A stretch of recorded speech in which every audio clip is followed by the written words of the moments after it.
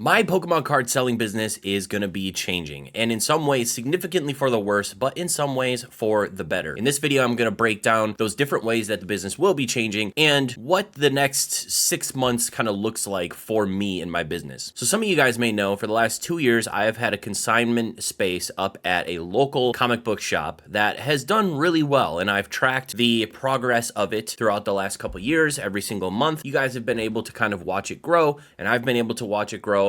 And I've kind of built a little community up there that always goes and checks out the booth. But unfortunately, that situation is changing. The comic book store itself that currently hosts my booth is going out of business at the end of the year. When I first approached him about this consignment idea, he did tell me that the store had been struggling and that the previous year he had almost made the decision to go out of business, but he pushed it another 2 years before officially deciding to close the doors at the end of this year, December 31st. I've already seen a massive impact in terms of sales because the store isn't open as much as it was before. The owner of the store, who was basically the sole employee of the store, found a new job and has gotten significantly busier with that other job. He hasn't been opening the store as much recently. So kind of lucky if the store opens 2 days a week. It's kind of been open 1 day a week, and it's been obviously significantly negatively impacting like what you would expect for sales to be out of the booth. Now this produces kind of a weird scenario slash potential opportunity. The owner of the building in which the comic book shop rents is actually neighbors with my parents, and we know them pretty well. I've already reached out to him to see what he wants to do with the space, and he's not really sure. He wants to get Brandon, the owner of the comic book shop, out, kind of moved out, and they have to do some renovations, and then they're going to figure out what to do with the space after that. When I reached out to him, I told him about my interest in the space and that I have been selling there for the last couple years, gave him some of the sales figures, and that we've had some really positive feedback from the community on having a Pokemon card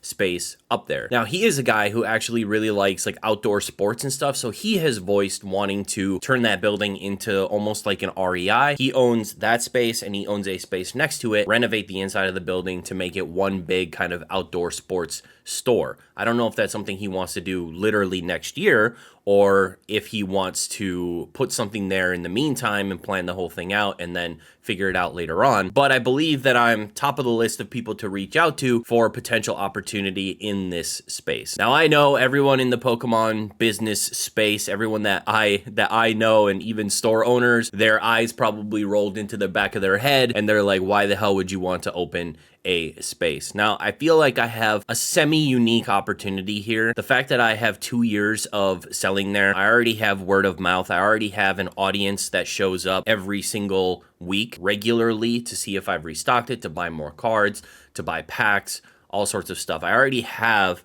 that group of people. So in some ways, when it comes to a customer base, I'm not starting exclusively from scratch to try and get people to show up because people already know that I'm there. Secondly, the space is really small. It's not this big space with a big warehouse in the back and like a whole section where we're gonna fill with tables and so that people can come play the game. It will literally be almost like a Japanese Pokemon card store where it's one small room. It's basically probably 2 times the size of this bedroom even. It's tiny. It's like the perfect little starter spot in my opinion. But it's just going to be selling cards, selling product, maybe some plushies, focusing on Pokemon stuff at the outset and then diversifying later on. But yeah, it feels to me like a bit more of a unique opportunity than someone literally starting from scratch, buying into this big place and not having that established customer base. But obviously the problem with this is I don't know what's going to happen. I don't know if he wants to go his route where he opens an REI in his own 2 buildings and then there's no opportunity for me, or if there will be an opportunity for me at the end of the year. So basically between now and the end of the year, I'm going to try and get as cash heavy as possible, and then whatever happens kind of in the first 3 months of next year. So if he decides to go with his plan, I have a bunch of cash to buy back in and continue flipping. Or if he decides, yeah, we want to rent this out for a year or 2 while I continue planning out my situation, then I'm cash heavy to, outfit a store. That is a potential possibility, but nothing set in stone yet.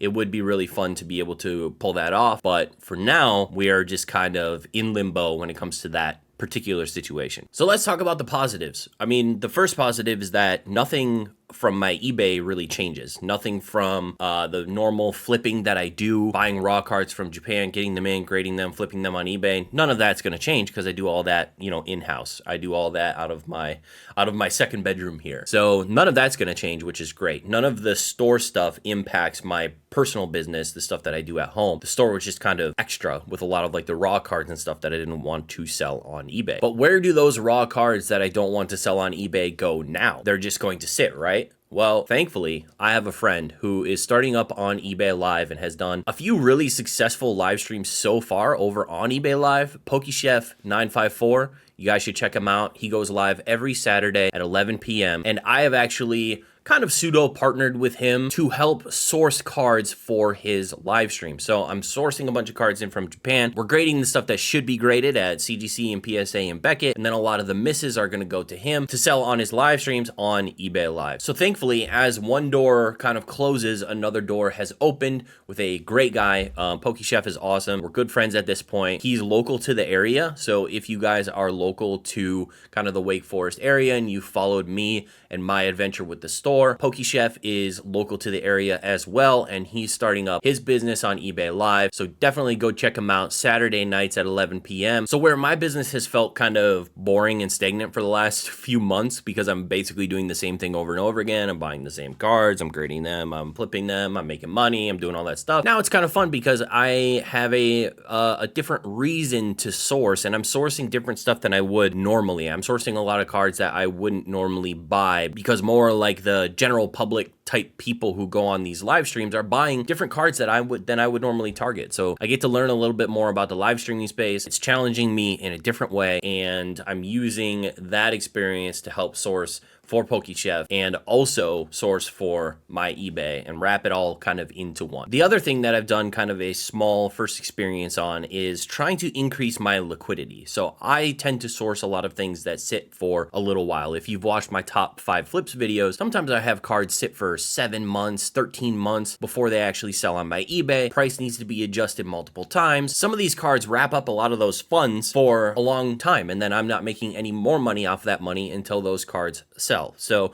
I'm going to be trying to potentially increase my liquidity by utilizing auctions every now and again. So I've been experimenting with a couple of different auction businesses, a couple of consignment businesses that I actually know the people I'm friends with. So we have Z&G Emporium. He's obviously been auctioning, for the last few years, millions and millions of dollars in Pokemon cards on his eBay consignment store. And so I sent a couple of really high liquidity cards over to him. Those cards are actually ending this Sunday, and I'm pretty happy with how they're performing so far. And then I also tried out Fanatics with Dan Ketchum Collectibles. That was more of a mixed experience. I think I sent some stuff that would have done maybe better on eBay with a larger international audience. Seeing the cards as well. A lot of the cards were really niche. Some of the Marvel stuff really didn't do well at all. But I think that there is a use case for both Fanatics and eBay if you're trying to increase some of your liquidity when it comes to selling. So a plan that I've been kind of bouncing around in my head going forward is if cards take longer, let's say I get an 80 card PSA return back and I post them all up on my personal eBay and I sell through 25 to 50 of the cards. Well, I have 30 cards left. And let's say that those 30 cards have sat for 2 months. 2 months might be my cutoff. After those 2 months, I might just send those 30 cards to Z&G Emporium at eBay and take the lesser wins or the small losses and then move on to other things just to try and increase that liquidity, because sometimes I feel like I focus on how much each card is going to make me and I get really bogged down on like, oh man, if I lose $1 on this card, that's really annoying. But at the same time, it's like, if in the grand scheme of things, if I profit a bunch of money on those 80 cards, but 10 of those cards I lose a little bit on, at the end of the day, if you're looking as an aggregate, I'm still making money on those cards, right? So I may lose a few dollars individually on different cards, but as long as I'm ultimately making money on that 80 card submission, then losing here and there isn't really that big of a deal. I need to shift my perspective to look at more of an aggregate and less of a single per card basis. So sorry, I know that this video wasn't like a highly produced. I've kind of been in a little bit of a rut from a content perspective. I keep messing things up. I was gonna make a video in the I Spent series because I bought a bunch of cars from Japan recently. I had them all set aside, and then I created the PSA submission and shipped them before I could create the video. So unfortunately, that video on my video, schedule coming up just got axed because I didn't even think about it, and I sent them immediately to PSA. But I thought it'd be good to check in with you guys, tell you kind of how the business is changing, and going forward, we'll see how this all plays out. Who knows? I might have a Pokemon card store at the beginning of next year, or I might not. I'll keep you guys informed, and we'll see where it goes from here.